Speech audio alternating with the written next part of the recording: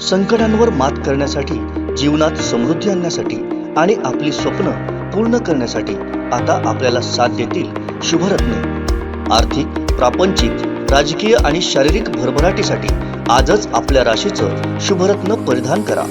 5 पिढ्यांपासून विश्वासाची परंपरा।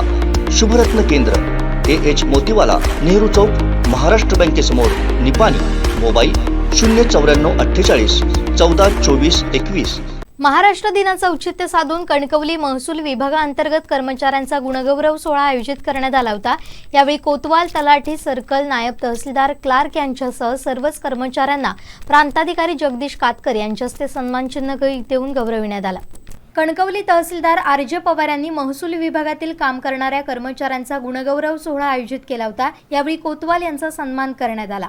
तसेच तलाठी, सर्कल, नायब तहसीलदार, क्लार्क, टायपिस्ट यांना देखील सन्मानचिन्ह, पुष्पगुच्छ देऊन प्रांताधिकारी जगदीश कातकर यांच्या हस्ते गौरविण्यात आलं।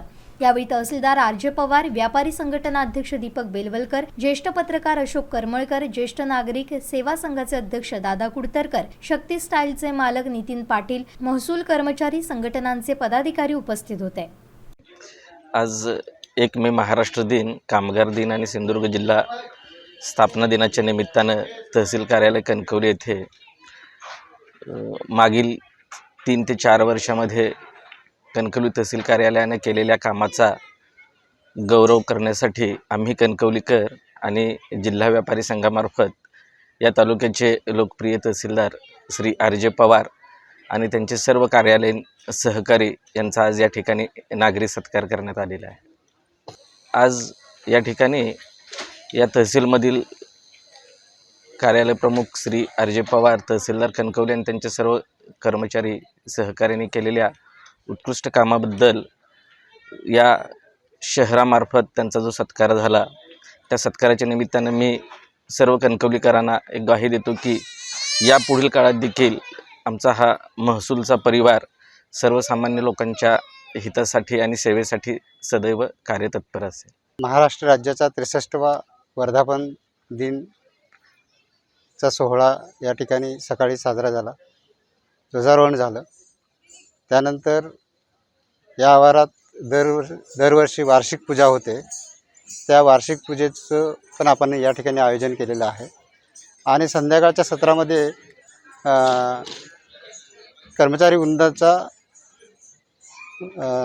सन्मानपत्र देऊन सत्कार करणे व त्यानंतरचा सांस्कृतिक स्नेहसंमेलन अशा प्रकारच्या ते या ठिकाणी आयोजन केलेलं आहे।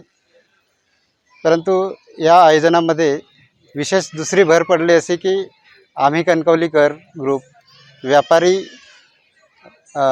संघटना, ज्येष्ठ संघटना दादा कुडतरकर त्यांचे प्रतिनिधित्व करतात, अशांनी येऊन या कार्यक्रमाला मोठी कार्यक्रमामध्ये भर पाडली आणि निश्चितच आमच्या कर्मचारी वृंदाला या पुढील काळामध्ये चांगलं काम करण्याची ऊर्जा मिळेल अशी या ठिकाणी मी आशा व्यक्त करतो। सामान्य कोतवाल हे गाव पातळीवरून काम करत असतात आणि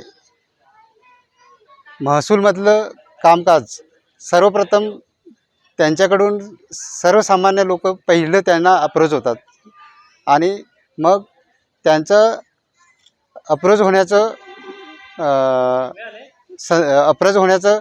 जर चांगलं असेल तर त्यांना त्या ठिकाणी महसूलबद्दलची प्रतिमा तिथंच चांगली तयार होते आणि म्हणून त्यांचाही सत्कार आम्ही या ठिकाणी आयोजित केलेला आहे। कोतवालपासून तर नायब तहसीलदार पदापर्यंतचे सर्व लोकांचा सत्कार केला।